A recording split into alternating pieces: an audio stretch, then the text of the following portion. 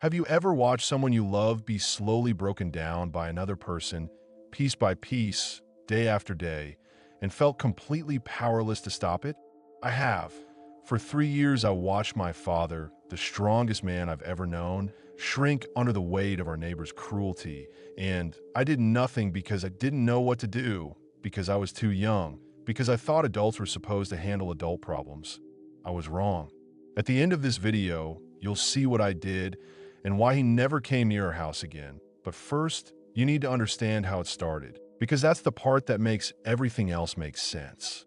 We moved to Oakwood Drive when I was 14, a quiet suburban street where everyone knew everyone and people actually waved when you drove past.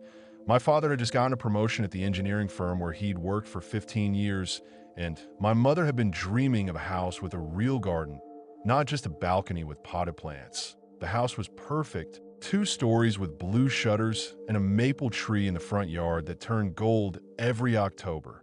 Our neighbor to the right was an elderly woman named Mrs. Chun, who baked cookies that she left on our doorstep in little wicker baskets. Our neighbor to the left was Richard Donovan. Richard was in his late 40s, divorced, worked in commercial real estate, and drove a black Mercedes that he washed every Saturday morning at exactly 9 a.m. He was the kind of man who wore expensive watches and spoke just a little too loud at neighborhood gatherings, the kind who always had an opinion about everyone else's choices. My father met him the second day we moved in, when Richard came over to introduce himself. I remember watching from the living room window as they shook hands. In the driveway, my father in his old work jeans and faded university t-shirt, Richard in pressed khakis and a polo shirt with the collar perfectly straight. They talked for maybe 5 minutes, and when my father came back inside, he said Richard seemed friendly enough that assessment would not age well. The comments started small, so small you could almost convince yourself you'd imagine them. Richard would be trimming his hedges when my father pulled in the driveway after work, and he'd call over something like, "Long day at the office? Must be tough working those kinds of hours," with this smile that wasn't quite a smile. Or he'd see my father mowing the lawn on Sunday morning and say, "Still using that old push mower? I upgraded to a riding mower last year. Makes the job so much easier, you should really consider it." My father would nod politely and say something about the old mower working just fine, and that would be that.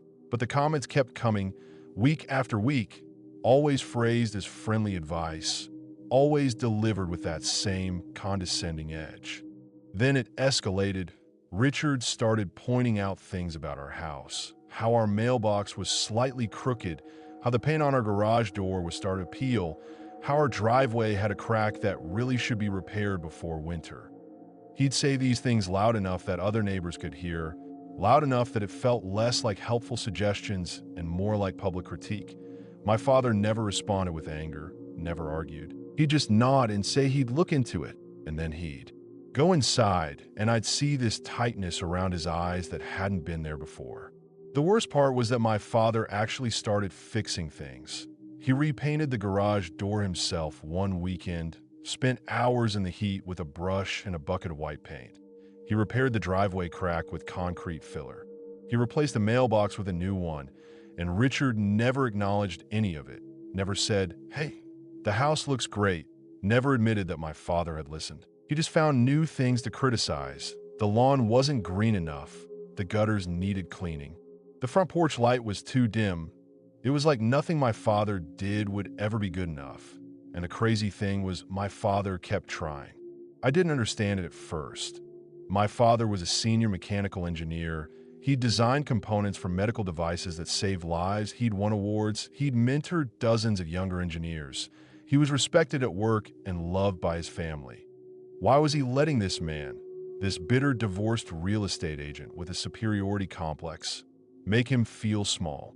I asked my mother once, and she said, "Your father doesn't like conflict. He thinks if he's patient and kind, people will eventually see reason."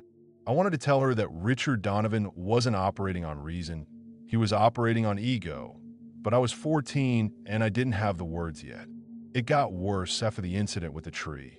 We had this beautiful old oak tree in our backyard, massive and gnarled, with branches that stretched over the property line into Richard's yard.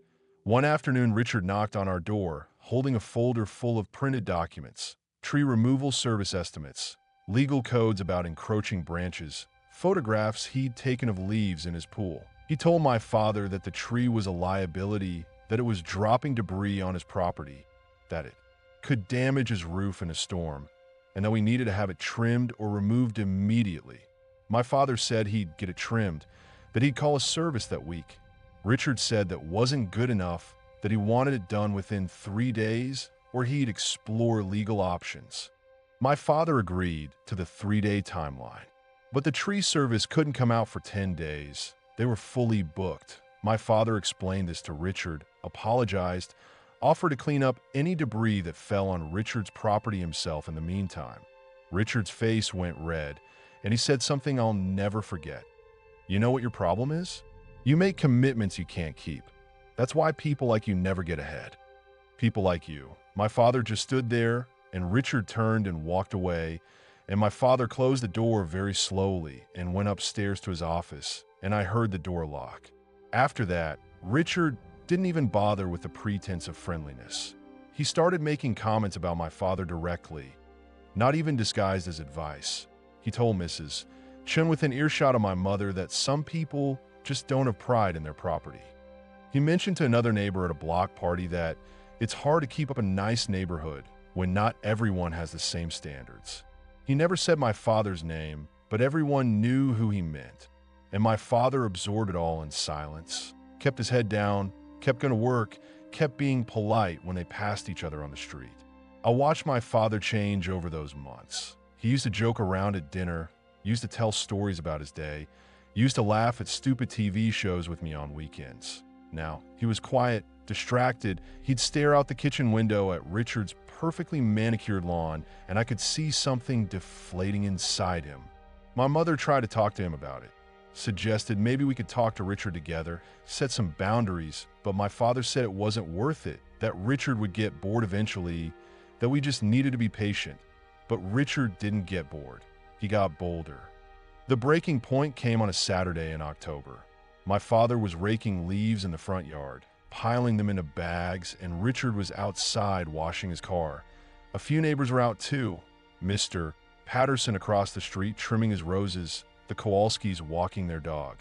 Richard looked over at my father and said, loud enough for everyone to hear, "You know, if you spend as much time on your career as you do on yard work, maybe you'd be driving something better than that 15-year-old.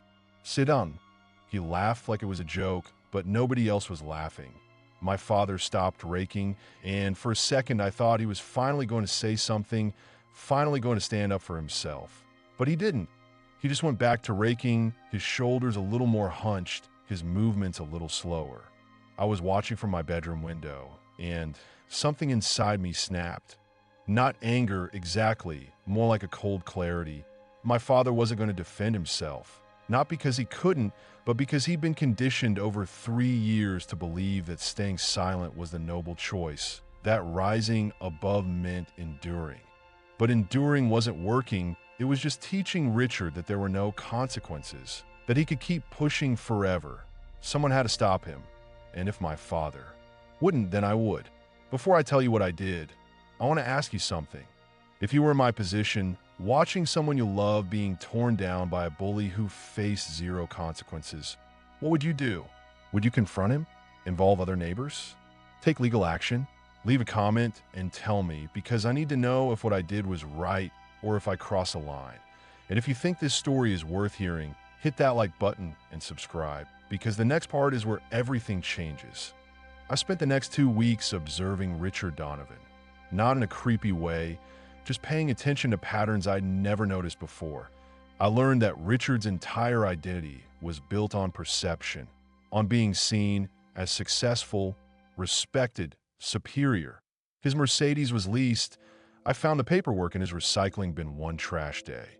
His Rolex was a high-quality fake. I confirmed this with a jeweler friend of my cousin's who I showed a photo to. His job in commercial real estate sounded impressive, but when I looked up his company, he was a mid-level associate, not a partner like he'd implied to neighbors. Everything about Richard Donovan was performance, and performance only works if the audience believes it. I realized that Richard needed my father's silence. He needed someone to look down on, someone who wouldn't fight back, someone whose quiet dignity he could interpret as weakness. My father's refusal to engage wasn't noble to Richard. It was confirmation that he was allowed to keep going. So I decided to take away the thing Richard valued most, his image. I didn't do anything dramatic. I didn't vandalize his property or spread lies or confront him publicly. What I did was simple and surgical.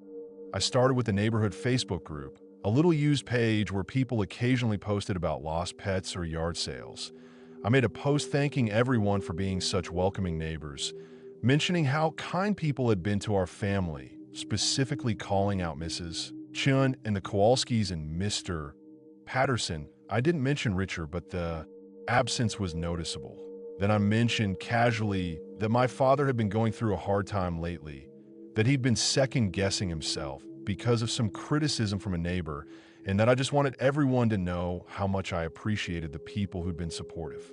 The response was immediate. Mrs. Chin commented asking if everything was okay. Mr. Patterson said he'd always respected my father's work ethic. The Kowalskis said they'd noticed tension but didn't want to pry. And then someone, I don't even know who, commented, "Is this about Richard?"